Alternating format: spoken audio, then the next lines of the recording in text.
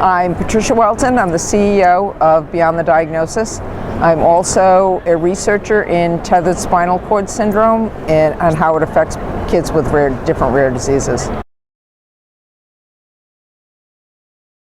Well, it's an awareness campaign. It's the most successful awareness campaign ever for rare diseases. We've reached tens of millions of people.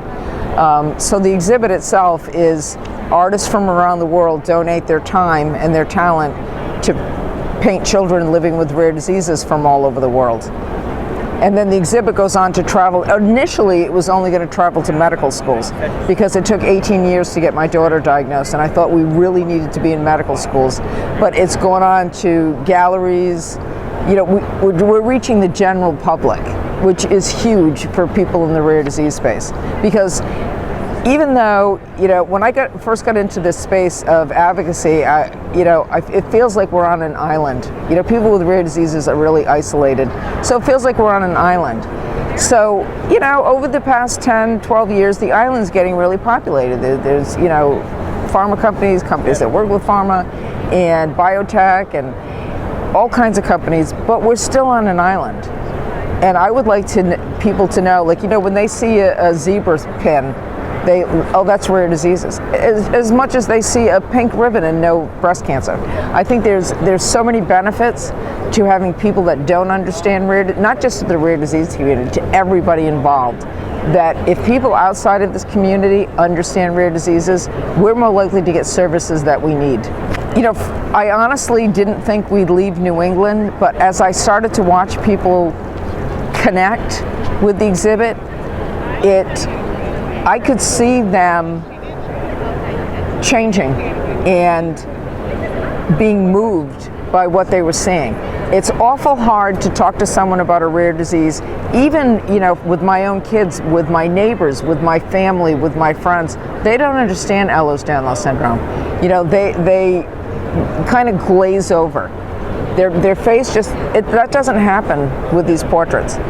They're able to connect that this is a child, and that this child has joy and love and is just like every other child, except they don't have a treatment, and people generally don't understand their disease. But we're able to move past that. So we came here to display the art exhibit. I live in Rhode Island, so this is a really easy trip for us to get here at relatively, you know, low cost.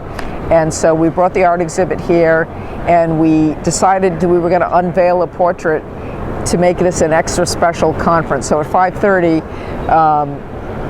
we decided, okay, at the end of the day, we'll do the unveiling. We have the family here, the child, and the artist, which is amazing. So we were really excited to bring it here and make this day special, make everybody here, you know, it's a reminder of why everybody here is doing what they're doing.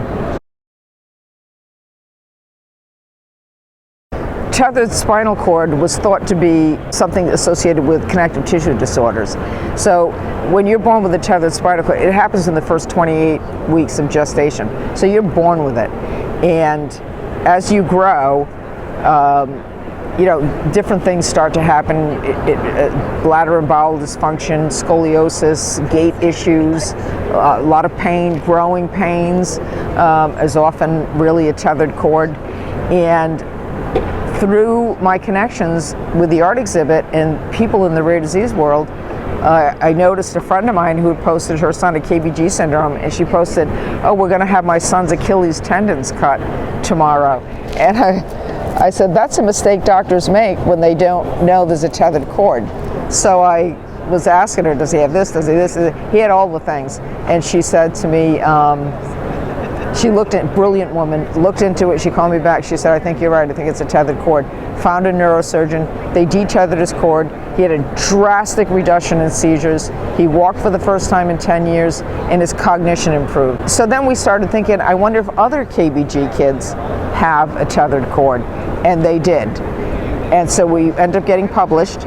I'm a first co-author in the American Journal of Medical Genetics on this subject.